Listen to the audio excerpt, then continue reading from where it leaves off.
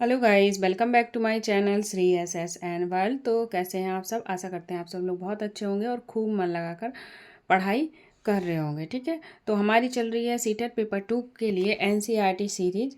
CTET paper 2 के लिए हमारी चल रही है एनसीईआरटी सीरीज, जिसमें हम पॉलिटी कर रहे हैं। पॉलिटी का मैंने पॉलिटी लेसन 1 का पार्ट 1 डाल दिया है। अब हम आज पार्ट 2 करेंगे। तो बिना देरी किए हुए हम स्टार्ट करते हैं अपना लेसन। तो हमारा हो गया था कहाँ तक? हम लोगों ने एक कहानी सुनी थी, समीर 1 और समीर 2 वाली कहानी सुनी थी, जो कि हमने कंप्लीट कर ली थी। समीर और 1 और समीर 2 की कहानी क्या कर ली थी, हमने कंप्लीट कर ली थी। उसमें क्या बताया गया था, तो हमने 2 चीज़ें सीखी थी इस लेसन से। एक चीज़ ये सीखी थी कि विविधता क्या है, यानी कि विविधता और विभिन्नता में फ़र्क क्या है। विविधता और विभिन्नता में फ़र्क क्या है, ये चीज़ हमने सीखी थी। तो विविधता किसे कहते हैं और भिन्नता किसे कहते हैं, ये चीज़ आपको क्लियर होनी चाहिए। तो विविधता उसे कहते हैं जैसे कि खान पान हो गया हमारा। विविधता में क्या होता है? खान पान, रंग रूप, ये सारी चीज़ें आती हैं। और विभिन्नता यानी कि असमानता। असमानता किसे कहते हैं? असमानता उसे कहते हैं जो जैसे कि हम पढ़ना चाहते हैं पर हमारे लिए पढ़ने के लिए क्या नहीं है, संसाधन नहीं है हमारे पास, तो वो क्या होगी हमारे लिए? असमानता हो गई। ठीक है, असमानता और विभिन्नता में सबसे बड़ी चीज़ क्या है कि भाई अगर जैसे सबके पास इक्वल संसाधन है, बराबर संसाधन है, और उनकी क्या है, पसंद अलग अलग है, वो विभिन्नता हो जाती है। ठीक है, किसी को जलेबी खाना पसंद है, किसी को गुजिया खाना पसंद है, किसी को रेड कलर पहनना पसंद है, किसी को ब्लू कलर पहनना पसंद है। तो ये क्या है हमारी, ये हमारी विभिन्नताएं हो जाती हैं। पर वो क्या होती है, असमानता क्या होती है? असमानता ये होती है कि हम पढ़ना चाहते हैं पर हमारे पास पढ़ने के लिए क्या नहीं है, संसाधन नहीं है। तो उस जगह क्या हो जाएगी, असमानता हो जाएगी, यानी कि संसाधनों की कमी को हम क्या कहेंगे, असमानता कहेंगे। तो ये चीज़ हमने पढ़ ली थी। अगली स्लाइड पढ़ेंगे हम। अगली स्लाइड 9 स्लाइड से हमें अपना चैप्टर करना था कंप्लीट। तो हम आगे पढ़ते हैं। क्या दिया गया था 8 स्लाइड में, एक बार मैं रिकॉल करा देती हूँ क्योंकि वो इम्पोर्टेंट था। तो इम्पोर्टेंट क्या था, इसमें दे रहा है कि भारत कैसा देश है? भारत विविधताओं का देश है। भारत विविधताओं का देश है। ठीक है, भारत विविधताओं का देश है। हम विभिन्न भाषाएं बोलते हैं। तो भारत में क्या है, भारत विविधताओं का देश है और हम यहाँ पर विविध भाषाएं बोलते हैं। ठीक है, ये चीज़ आप ध्यान रखेंगे। ओके। और क्या है, विभिन्न प्रकार का खाना खाते हैं, अलग अलग त्यौहार मनाते हैं और भिन्न भिन्न धर्मों का पालन करते हैं। तो हमारे भारत में देखो कई धर्म हैं, कई जातियां हैं, कई भाषाएं हैं, कई बोली हैं। तो इन सबको हम क्या करते हैं, सेलिब्रेट करते हैं। ठीक है, भिन्न भिन्न धर्मों का पालन करते हैं। लेकिन गहराई से सोचो तो वास्तव में हम एक ही तरह का क्या करते हैं, हम एक ही तरह की चीज़ों का इस्तेमाल करते हैं। क्या करते हैं, एक ही तरह की चीज़ों का, एक ही तरह की चीज़ें करते हैं। केवल हमारे करने के तरीके अलग होते हैं। क्या होते हैं, सिर्फ हमारे करने के तरीके अलग होते हैं। इस चीज़ का आप ध्यान रखेंगे। ठीक है, आगे बढ़ेंगे। आगे कह रहा है कि विविधता को कैसे समझें, यानी कि जो विविधता है, हम विविधता को कैसे समझें, जो विविधता के लिए कौन कौन से तथ्य हैं जिससे हम समझ सकते हैं, वो देखेंगे। देखो, करीब 200 वर्ष पहले जब रेल, हवाई जहाज, बस और कार हमारे जीवन का हिस्सा नहीं थे। क्या नहीं थे? क्या हुआ कि करीब कितने साल पहले, करीब 200 या 200 वर्ष पहले हमारे पास क्या नहीं थे, रेल, हवाई जहाज, बस, कार हमारे जीवन का हिस्सा नहीं थे। तब भी लोग संसार के एक भाग से दूसरे भाग की यात्रा करते थे। वे पानी के जहाज में, घोड़ों या ऊंट पर बैठकर जाते या फिर पैदल जाकर क्या करते थे, यात्राएं करते थे। तो जब पहले के ज़माने में हमारे पास संसाधन नहीं थे यात्रा करने वाले, तो हम पानी के जहाज, घोड़ा, ऊंट में बैठकर या फिर पैदल भी चलकर यात्राएं करते थे। ठीक है, अक्सर ये यात्राएं खेती और बचने के लिए, नई ज़मीन की तलाश में या फिर व्यापार के लिए की जाती थी। जो ये यात्राएं थी तो अधिकांश किसके लिए की जाती थी, तो ये यात्राएं अधिकांश बसने के लिए की जाती थी कहीं पे, या फिर किसी खेती के सिलसिले में जाते थे उसके लिए क्या करते थे, या फिर व्यापार के लिए की जाती थी। तो इन चीज़ों का आपको ध्यान रखना होगा। ठीक है, आगे बढ़ते हैं। इसलिए लोग नई जगह पर अक्सर काफ़ी लंबे समय तक ठहर जाते थे। जो जो नई नई जगह होती थी वहाँ पे लोग क्या होते थे, बहुत लंबे समय के लिए क्या होते थे, ठहर ठहर मतलब रुक जाते थे। इसके अलावा सूखे और अकाल के कारण भी कई बार लोग अपने घर बार छोड़ देते थे। उन्हें जब पेट भर खाना तक नहीं मिलता था तो वे नई जगह जाकर बस जाते थे। कुछ लोग काम की तलाश में, कुछ युद्ध के कारण घर छोड़ देते थे। तो इस चीज़ को पढ़ने का मतलब क्या है, तो इस चीज़ का मतलब ये है कि हमारे देश में विविधता ये कैसे आई। ऐसे अचानक से तो आ नहीं गई होगी, कोई प्रोसेस तो होगा। तो प्रोसेस ये था कि भाई बहुत जब लंबे समय तक क्या होता था, सूखे अकाल के कारण क्या होता था, उन लोगों को खाना नहीं मिलता था तो वो अपना क्या करते थे, अपना घर बार छोड़ देते थे, छोड़कर दूसरी जगह बस जाते थे। और कुछ क्या करते थे काम की तलाश में, कुछ काम की तलाश में, कुछ युद्ध के कारण घर को छोड़ देते थे। तो जब नई नई जगह जाएंगे, वहाँ के लोगों से मिलेंगे जुलेंगे, तो वहाँ के त्योहार, बोलियाँ, ये सारी चीज़ें सीखेंगे कि नहीं सीखेंगे, सीखेंगे, बिल्कुल सीखेंगे। तो देखो क्या कह रहा है, लोग जब नई जगह में बसना शुरू करते थे तो उनके रहन सहन में थोड़ा बदलाव आ जाता था।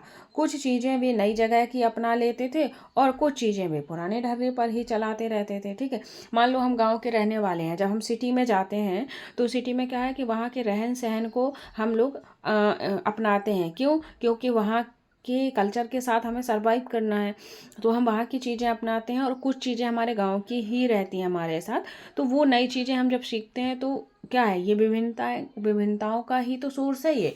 तो वही चीज़ ये कह रही है। ठीक है, इस तरह उनकी भाषा, भोजन, संगीत, धर्म आदि में नए और पुराने का मिश्रण होता रहता था। तो किस किस चीज़ में नए और पुराने का मिश्रण होता था, तो उनके भाषा, भोजन और संगीत में। ठीक है, तो आपको इस चीज़ का ध्यान रखना होगा। ठीक है, आगे बढ़ते हैं। संस्कृति, एक मिनट गाइस।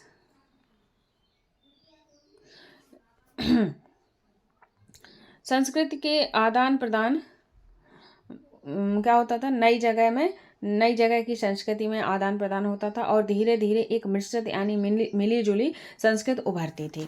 तो क्वेश्चन बन सकता है कि विविधता आने का रीजन क्या है। तो स्टेटमेंट आएगा कि लोग नई जगहों पर बस जाते थे, जिसकी वजह से हमारे यहाँ विविधता आई। लोगों का यहाँ से वहाँ यात्राएं करना, इससे हमारे यहाँ विविधता आई। तो ये दोनों पॉइंट करेक्ट होंगे। ठीक है, ये आप लोग ये मत समझिए कि ये कहानी है या कथा है, नहीं, इससे ही क्वेश्चन बनते हैं। एक बार एनसीईआरटी अच्छे से पढ़िए, समझते हुए पढ़िए और इस सीरीज के साथ बने रहिए, देन आप प्रीवियस ईयर क्वेश्चन सॉल्व करेंगे। तब कहोगे कि हाँ मैम, मुझे एनसीईआरटी सीरीज से बहुत ही अच्छा मैंने बेनिफिट मिला है। ठीक है, कोई मुझे इससे कोई वो नहीं है कि मैं मेरा कोई पर्सनल फ़ायदा है या कुछ है। बस मैं जो चीज़ें मैंने अप्लाई की हैं वो चीज़ें मैं आपको दे रही हूँ और उससे बेटर चीज़ें दे रही हूँ, जिससे कि आपको चीज़ों में कोई दिक्कत ना आए पढ़ने में। ठीक है, और जो चीज़ें गलतियां मैंने की हैं वो आप ना करें। और इस बार आपका सीटेट पेपर 2 यानी कि एसएसटी के जितने भी बच्चे हैं उनका एसएसटी पेपर जल्दी से जल्द क्लियर हो जाए। और स्टडी वीडियो मैंने ऑलरेडी डाल दी है, वो आप वीडियो देख लीजिए, वो फॉलो कीजिए, आपको बहुत ही जल्दी अच्छा स्कोर करोगे और अच्छे स्कोर से आपका सीटेट क्लियर हो जाएगा। ठीक है, और क्योंकि अब वैकेंसियाँ आएंगी और आ रही हैं तो उन पर हमें फोकस करना है, इसलिए सीटेट को टारगेट करो, अच्छे से पढ़ाई करो और अपना सीटेट क्लियर करो। ठीक है, आगे बढ़ते हैं। आगे क्या कह रहा है, अगर अलग अलग क्षेत्रों में, क्या कह रहा है, अगर अलग अलग क्षेत्रों का इतिहास देखें तो हमें पता चलेगा कि किस तरह विभिन्न संस्कृति के प्रभाव ने वहाँ के जीवन और संस्कृति को आकार देने में योगदान दिया है। तो अलग अलग क्या है, अलग अलग इतिहास को देखेंगे, अलग अलग रिसोर्स को देखेंगे तो हमें पता चलेगा कि वहाँ की सांस्कृतिक प्रभाव ने वहाँ के जीवन और संस्कृति के आकार देने में क्या योगदान दिया। देखो, कहीं कहीं किसी भी जगह का जीवन हो, वहाँ का सांस्कृतिक प्रभाव ही उसे प्रभावित करता है। ठीक है, तो विभिन्नता का एक कारण ये भी हो जाएगा, क्या, सांस्कृतिक प्रभाव, यानी कि संस्कृति को आकार देने का योगदान क्या करता है, हमारा इतिहास में जो वहाँ की सांस्कृतिक चीज़ें हैं, प्रभाव हैं, जो वहाँ के कल्चर्स हैं, इनका बहुत बड़ा हाथ होता है इन चीज़ों में। ठीक है, आगे बढ़ेंगे। इसी तरह से कई क्षेत्र अपनी विशिष्ट इतिहास के कारण विविधता संपन्न हो जाते थे। ठीक उसी प्रकार लोग अलग अलग तरह के भौगोलिक स्थितियों से किस प्रकार सामंजस्य बैठाते थे, उससे भी विविधता उत्पन्न होती थी। तो विविधता के कई रीजन हो सकते हैं। एक तो देखो ये भौगोलिक रीजन हो गया, ठीक है, एक ये सांस्कृतिक प्रभाव हो गया, ठीक है, ये चीज़ें देखते जाना। ये क्या है, ये रीजन है विविधता कैसे आई इन चीज़ों का। और एक क्या था हमारा, एक हमारी यात्राएं थी। ये देखो मैंने यहाँ पे भी हाईलाइट किया है। तो ये कारण हो गए, एक तो यात्रा हो गई, एक हमारी सांस्कृतिक प्रभाव हो गए, एक हमारी भौगोलिक परिस्थितियाँ हो गई, ये भी हमारी विविधता का कारण बनी है। ठीक है, ये देखो विविधता उत्पन्न होती है किससे, भौगोलिक स्थितियों से किस प्रकार सामंजस्य बैठा है उससे भी विविधता उत्पन्न होती है। उदाहरण के लिए समुद्र के पास रहने में और पहाड़ी इलाकों में रहने में बड़ा फर्क है। न केवल वहाँ के लोगों के कपड़ों और खान पान की आदतों में फर्क होता है, बल्कि जिस तरह का काम वे करेंगे वे भी अलग होंगे। ठीक है, तो वो कह रहा है विविधता क्या है, मान लो कोई समुद्र के किनारे रह रहा है, उनका खान पान अलग होगा, जो पहाड़ों में रह रहे हैं उनका भी खान पान क्या हो सकता है, अलग हो सकता है, हो सकता नहीं होगा। ठीक है, इस चीज़ का आप ध्यान रखेंगे, आगे बढ़ेंगे।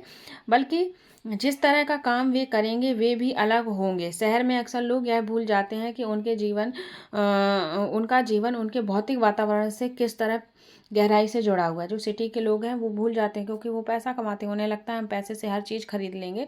जब किसान खेत में काम नहीं करेंगे तो आप जब अनाज ही नहीं आएगा तो कहाँ से आप हर चीज़ को खरीद सकते हो। ठीक है, तो उनका जीवन क्या है, भौतिक वातावरण से किस तरह गहराई से जुड़ा है। ऐसा इसलिए कि शहरों में लोग बिरले ही अपनी सब्जी या अनाज उगाते हैं, वे इन चीज़ों के लिए बाजार पर निर्भर रहते हैं, जो मैंने अभी आपको ये चीज़ें समझाई हैं। ठीक है, आइए हम भारत के दो भागों लद्दाख और केरल के उदाहरण के जरिए यह समझने की कोशिश करें। तो ये इंपॉर्टेंट पॉइंट आ रहा है, लद्दाख और केरल, इस चीज़ का ध्यान रखना, लद्दाख और केरल। ठीक है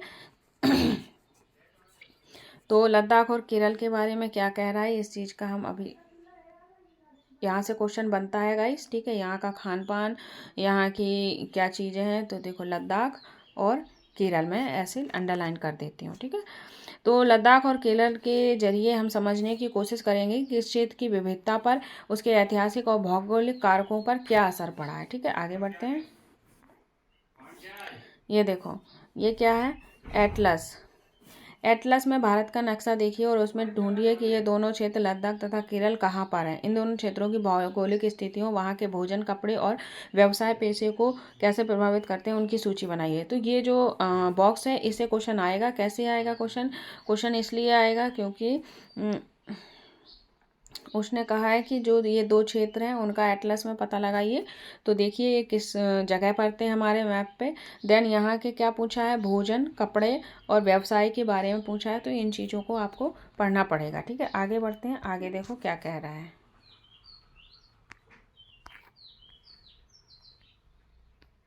ये देखो, तो सबसे पहले पढ़ेंगे हम लद्दाख के बारे में। किसके बारे में पढ़ेंगे, लद्दाख लद्दाख के बारे में पढ़ेंगे। एक मिनट सेट हो जाए, ठीक है। तो ये है हमारा प्यारा लद्दाख। ठीक है, लद्दाख में क्या है, रेड कलर कर दूँ जिससे कि आपको क्लियर दिख जाए। ठीक है, तो ये है हमारा प्यारा लद्दाख। ध्यान रखना क्या कह रहा है, ये कह रहा है लद्दाख जम्मू और कश्मीर के पूर्व में पहाड़ियों में बसा एक रेगिस्तान इलाका है। तो लद्दाख कहाँ स्थित है, तो लद्दाख जम्मू और कश्मीर की पूर्व में पहाड़ियों में बसा एक रेगिस्तानी इलाका। कैसा इलाका है, एक रेगिस्तानी इलाका है। इस चीज़ का आपको ध्यान रखना है, कैसा इलाका है, रेगिस्तानी इलाका है। ठीक है, हर चीज़ को बहुत अच्छे से पढ़ना है। देखो क्वेश्चन कैसे आप रॉन्ग करोगे मैं वो भी बता देती हूँ। आप रॉन्ग ऐसे कर दोगे कि वो लिख देगा लद्दाख जम्मू कश्मीर के पश्चिम में पहाड़ियों में बसा एक रेगिस्तानी इलाका है। तो आप पूरा स्टेटमेंट पढ़ लोगे और बाकायदा टिक कराओगे और खुश भी हो जाओगे कि मेरा क्वेश्चन राइट गया। बट आपने क्या नहीं देखा, आपने ये जो पूर्व लिखा था ना, ये पूर्व, इस पर ध्यान नहीं दिया, क्योंकि उसने पूर्व की जगह क्या किया है, पश्चिम किया है, और इस पश्चिम की वजह से आपका एक नंबर कट गया। ठीक है, तो एनसीईआरटी पढ़ना इसीलिए ज़रूरी है। तो ये लाइन क्वेश्चन में आ सकती है, तो इस लाइन को बहुत अच्छे से याद रखना। लद्दाख जम्मू और कश्मीर के पूर्व में पहाड़ियों में बसा एक कैसा इलाका है, रेगिस्तानी इलाका है। यहाँ पर बहुत ही कम खेती संभव है। तो यहाँ पर क्या है, खेती नहीं होती है, बहुत ही कम संभव होती है, क्योंकि इस क्षेत्र में बारिश बिल्कुल नहीं होती है और इलाका हर वर्ष काफ़ी लंबे समय तक बर्फ़ से ढका रहता है। कैसे ढका रहता है, तो यहाँ का इलाका काफ़ी लंबे समय तक बर्फ़ से ढका रहता है। और कौन सा रेगिस्तान है, ये लद्दाख, ये ठंडा रेगिस्तान है। ठीक है, इस चीज़ का आप ध्यान रखेंगे। आगे क्या कह रहा है, इस क्षेत्र में बहुत ही क्या है, कम पेड़ है। जब बारिश नहीं होगी तो पेड़ नहीं होंगे, इस बात का ध्यान रखना। बारिश से जो जो चीज़ें होती हैं, अगर वहाँ बारिश नहीं है तो बारिश वाली चीज़ें वहाँ पर नहीं होंगी। इतनी अंडरस्टैंडिंग बना के रखा करें आप लोग। ठीक है, क्षेत्र में क्या होते हैं, कम पेड़ उग पाते हैं। पीने के पानी के लिए लोग गर्मी के महीने में पिघली जो बर्फ़ पिघलती है, सर्दियों में बर्फ़ जम जाती है, तो जो गर्मियों में थोड़ी थोड़ी बर्फ़ पिघलती है उसी बर्फ़ पर निर्भर रहते हैं। तो इस बात का भी ध्यान रखेंगे।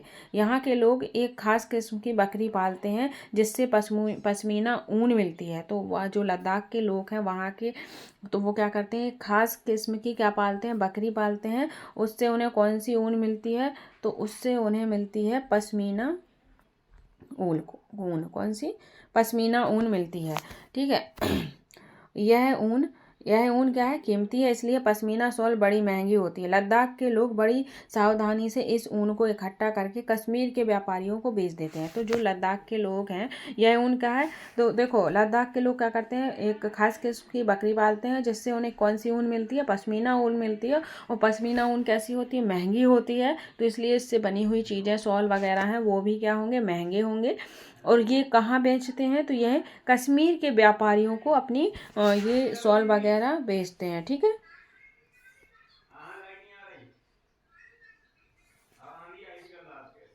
ठीक है, मुख्यतः कश्मीर में पश्मीना शालें बुनी जाती हैं। यहाँ के लोग एक मिनट, यहाँ के लोग क्या करते हैं, यहाँ के लोग किस पर निर्भर रहते हैं, यहाँ के लोग दूध से बने पदार्थ जैसे मक्खन, चीज, खास तरह का छेना एवं मांस खाते हैं। हर एक परिवार के पास कुछ गाय, बकरी और याक होती हैं। तो ये चीज़ इंपॉर्टेंट है। देखो खाना पीना के बारे में उसने पूछा था ऑलरेडी, तो इस चीज़ को भी आपको ध्यान रखना होगा।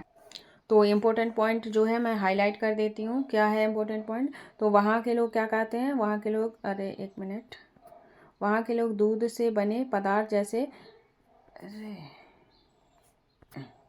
क्या कहते हैं, दूध के बने पदार्थ जैसे मक्खन, चीज, खास तरह का छेना, मांस खाते हैं। हर एक परिवार में क्या होती है, कुछ गाय, बकरी और क्या होती है, वहाँ याक होती हैं। इन चीज़ों का आप ध्यान। रेगिस्तान में होने का मतलब क्या है, रेगिस्तान में होने का मतलब, तो रेगिस्तान होने का यह मतलब नहीं है कि व्यापार यहाँ आने के लिए आकर्षित नहीं हुआ है। तो आप लोग सोचोगे कि भाई यहाँ तो रेगिस्तान है तो यहाँ पे व्यापारी लोग नहीं आते होंगे, तो ये गलत है। तो आगे पढ़ेंगे क्या कह रहा है। लद्दाख तो व्यापार के लिए एक अच्छा रास्ता माना गया क्योंकि यहाँ कई घाटियाँ हैं जिनसे गुजर कर मध्य एशिया के काफिले इस इलाके में पहुँचे थे। तो जो लद्दाख है वो व्यापारियों के लिए क्या था, एक अच्छा रास्ता था। तो कहाँ के लोग यहाँ पे पहुँचे थे, तो यहाँ पे कहाँ के, मध्य एशिया के लोग यहाँ पर पहुँचे थे। कहाँ के लोग, मध्य एशिया के लोग अपने काफिले लेकर यहाँ पहुँचे थे। इस बात का ध्यान रखोगे आप लोग। ठीक है,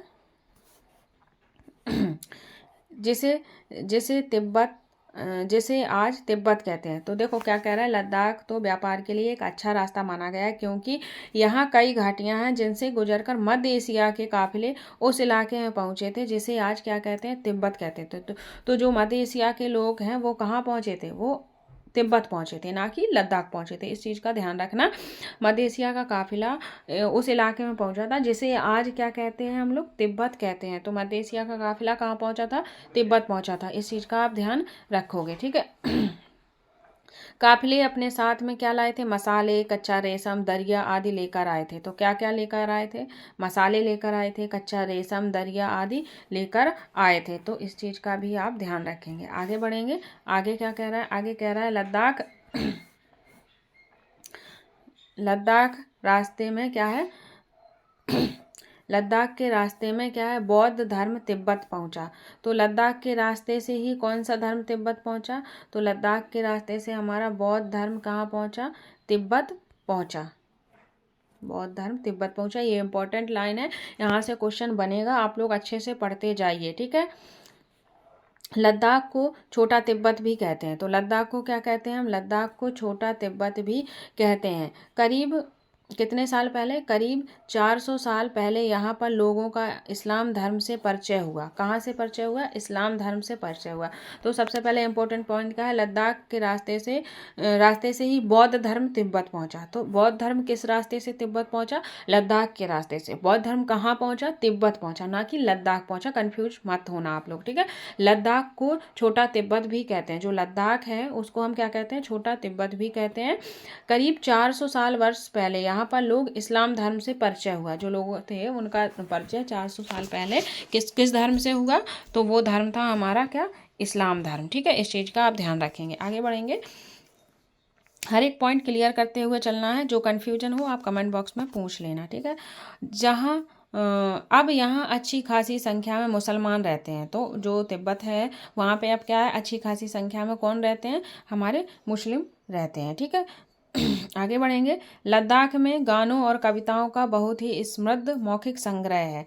तो लद्दाख में किसका संग्रह है? लद्दाख में गानों और कविताओं का क्या है? समृद्ध मौखिक संग्रह है।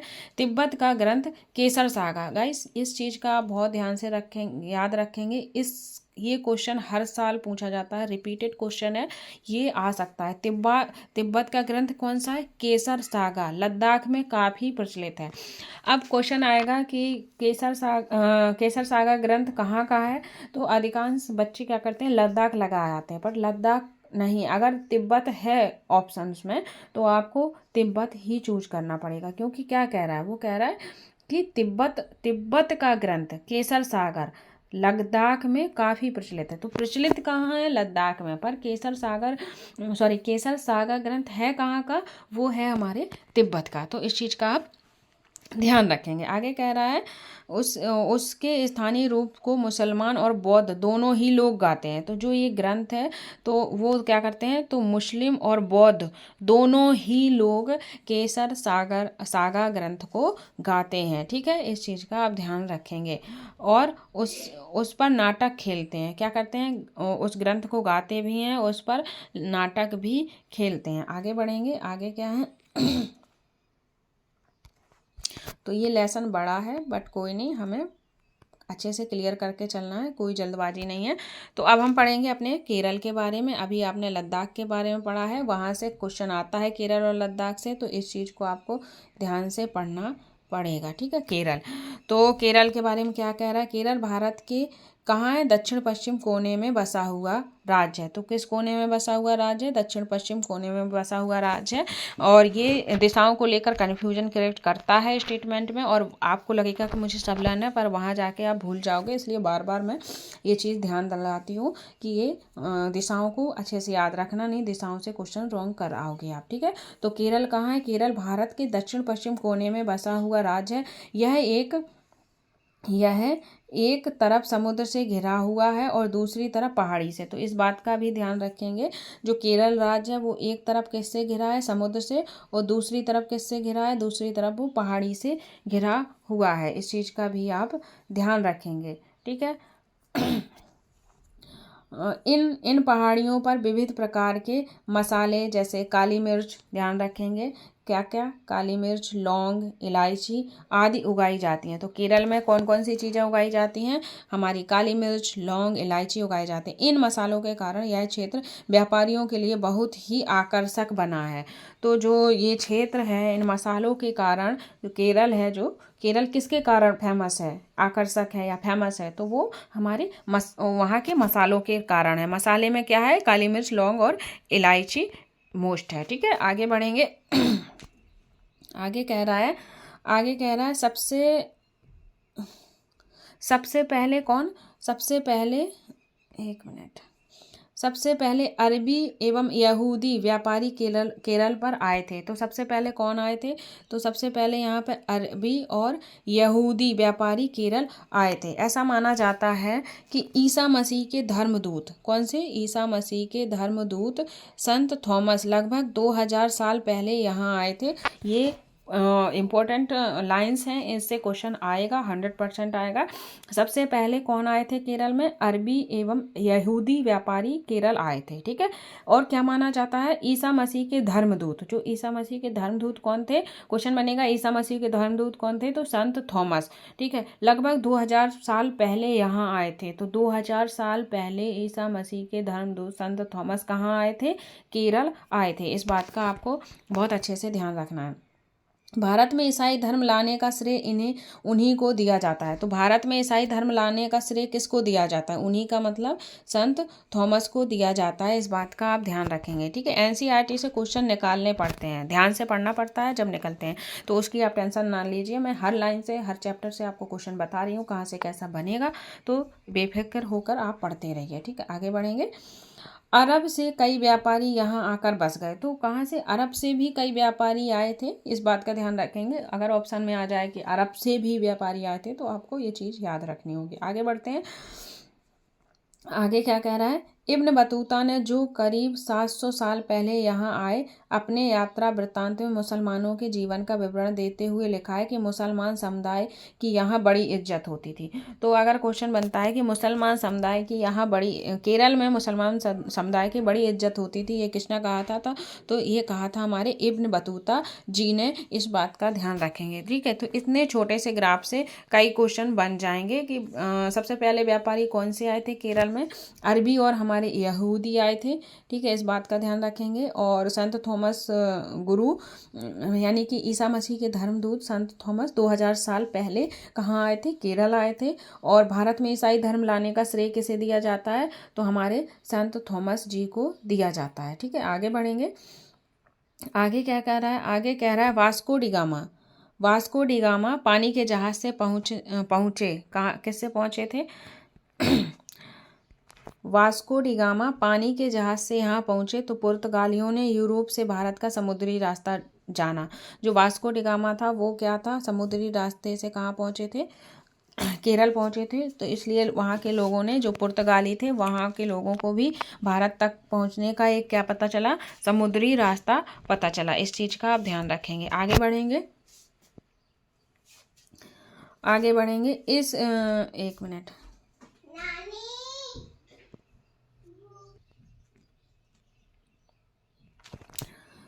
इन सभी भौगोलिक इन सभी ऐतिहासिक प्रभावों के कारण केरल के लोग विभिन्न धर्मों का पालन करते थे, जिनमें यहूदी, इस्लाम, ईसाई, हिंदू एवं बौद्ध धर्म शामिल था। तो जो केरल के लोग थे तो क्या करते थे? विभिन्न धर्मों का प्रयोग करते थे। यहूदी, इस्लाम, ईसाई, हिंदू, बौद्ध धर्म, ये धर्म क्या थे? वहाँ शामिल थे, ठीक है।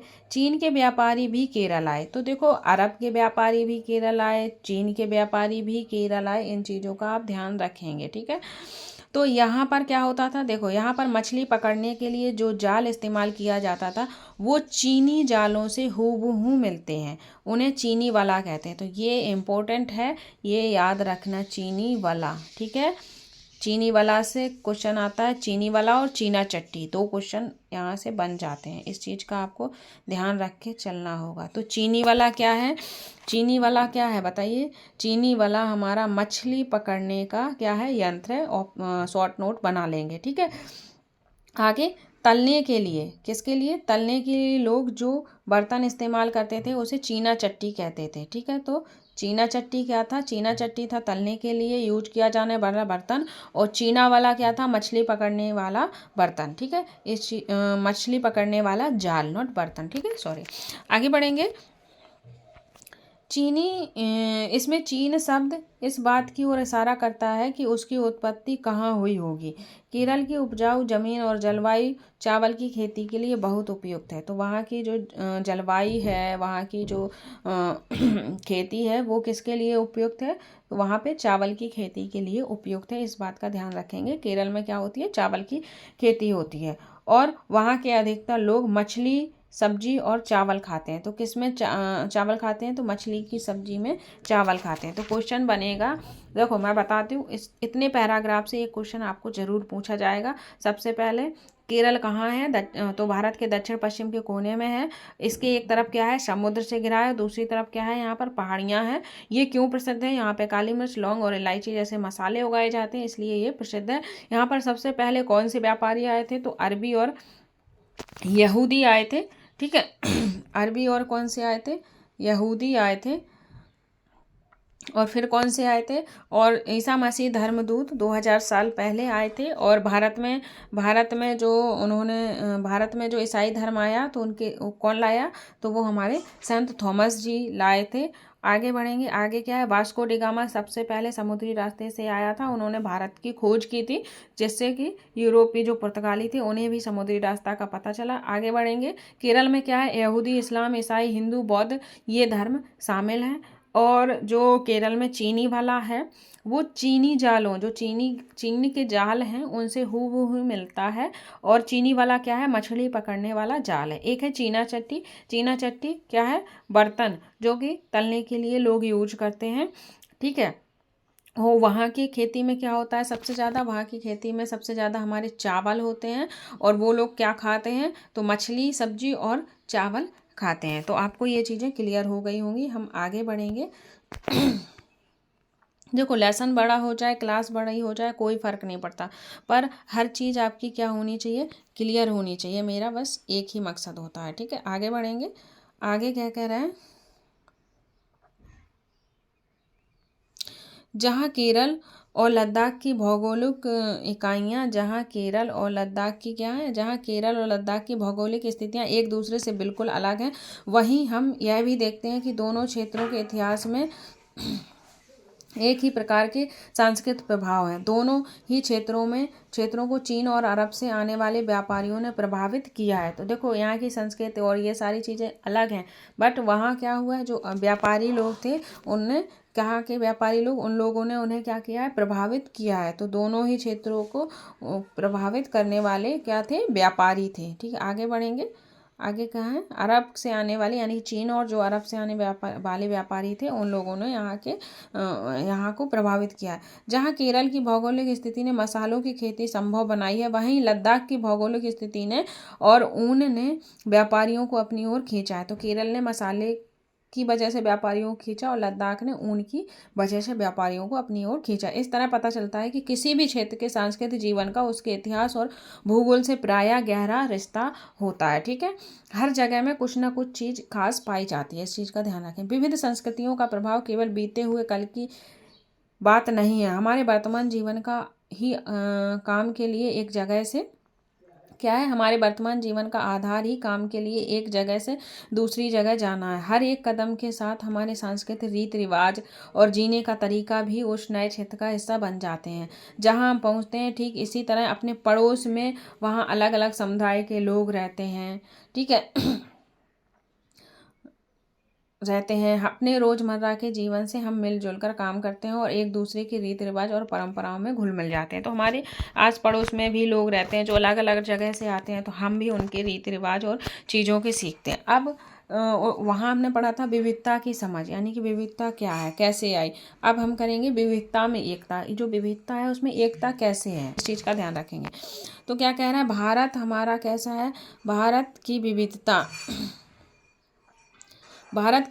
या अनेकता को उसकी क्या है? ताकत या स्रोत माना जाता है। तो भारत की विविधता या अनेकता को उसकी ताकत या स्रोत माना जाता है। जब अंग्रेजों का भारत पर राज था तो विभिन्न धर्म, भाषा और क्षेत्र की महिलाओं और पुरुषों ने अंग्रेजों के क्या किया था? बताइए। अंग्रेजों को खिलाफ जम मिलकर लड़ाई लड़ी। भारत के स्वतंत्रता संग्राम में अलग अलग परिवेशों के लोग शामिल थे। उन्होंने एकजुट होकर आंदोलन किए, इकट्ठे जेल गए, अंग्रेजों का अलग अलग तरीके से विरोध किया। अंग्रेजों ने सोचा था कि भारत के लोगों में फूट डाल सकते हैं, पर फूट नहीं डाल पाए। क्यों नहीं डाल पाए?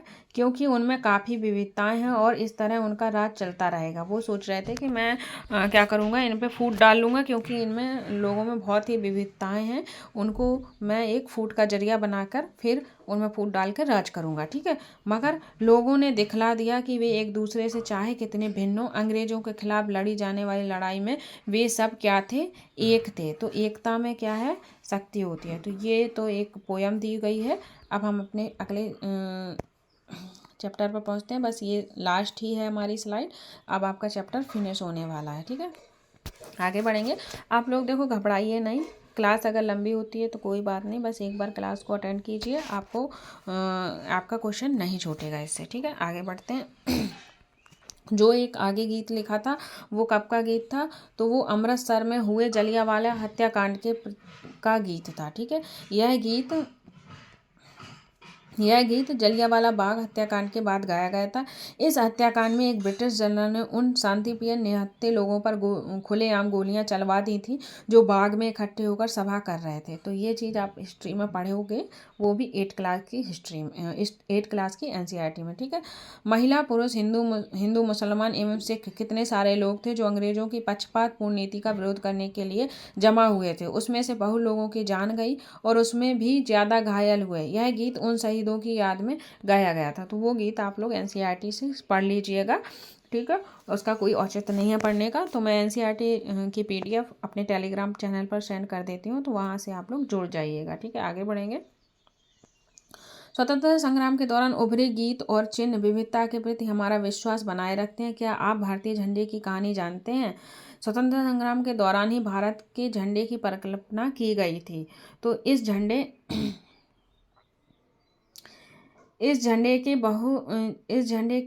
को सारे भारत में लोगों ने अंग्रेजों के खिलाफ इस्तेमाल किया था। जवाहरलाल नेहरू ने अपनी किताब भारत की खोज, तो ये इम्पोर्टेंट पॉइंट है, कौन सा, जवाहरलाल नेहरू की बुक कौन सी है, भारत की खोज। ये भी क्वेश्चन आया है गाइस, इसे इग्नोर मत करें, ये भी लिख लें। तो जवाहरलाल नेहरू की अपनी किताब भारत की खोज में लिखा है कि भारतीय एकता कोई बाहर से थोपी हुई चीज़ नहीं है, बल्कि यह बहुत ही गहरी, जिसके अंदर अलग अलग तरह के विश्वास और प्रथाओं को स्वीकार करने की भावना है। ये लाइन भी इम्पोर्टेंट है क्योंकि इस लाइन से भी क्वेश्चन आया है। तो क्वेश्चन बनेगा जवाहरलाल नेहरू की बुक तो भारत की खोज थी, उसमें ये स्टेटमेंट दे देगा, भारतीय एकता कोई बाहर से थोपी हुई चीज़ नहीं है, बल्कि यह एक बहुत ही गहरी, जिसके अंदर अलग अलग तरह के विश्वास और प्रथाओं को स्वीकार करने की भावना है। तो भावनाएं हैं, इसमें विविधता को पहचानने और प्रोत्साहित किया जाता है। तो इसमें से कोई भी एक छोटी सी चीज़ उठा के दे देगा, उससे क्वेश्चन बन जाएगा। तो इस चीज़ को ध्यान रख के चलें और याद रखें। ठीक है, यह नेहरू ही थे जिन्होंने भारत की विविधता का वर्णन करते हुए अनेकता में एकता का विचार हमें दिया। तो इतना भी क्वेश्चन बन सकता है कि अनेकता में एकता का विचार हमें किसने दिया, तो वो दिया हमें नेहरू जी ने। ठीक है, आगे बढ़ेंगे। क्या कह रहा है, रविन्द्रनाथ टैगोर द्वारा रचित हमारा राष्ट्रगान भी भारतीय एकता का ही एक अभिव्यक्त है। राष्ट्रगान किस तरह से एकता का वर्णन करता है, इसे अपने शब्दों में लिखे। तो क्वेश्चन क्या है, मेन चीज़ क्या है कि रविन्द्रनाथ टैगोर द्वारा रचित हमारा राष्ट्रगान भारतीय एकता का ही एक प्रतीक है या व्यक्ति है। तो हमारा राष्ट्रगान किसने लिखा था, तो हमारा राष्ट्रगान लिखने वाले थे हमारे रविन्द्रनाथ टैगोर जी। ठीक है, अब ये आपका क्वेश्चन, आपका लेसन हो गया ख़त्म। तो यहाँ से आपकी ये अभ्यास सीरीज है। तो अगर आपको ये लेसन अगर पसंद आया हो तो प्लीज़ मेरे चैनल को लाइक करें, शेयर करें एंड सब्सक्राइब करें, जिससे कि आने वाले वीडियो का नोटिफिकेशन आप तक पहुँच जाए। और आई होप आपको क्लासें पसंद आ रही हों। अगर पसंद आ रही हैं तो please like, share and subscribe और प्यारा सा कमेंट ज़रूर कर दीजिएगा। और बेस्ट ऑफ लक, आपका इस बार सीटेट क्लियर हो जाए। Thank you, take care and bye bye.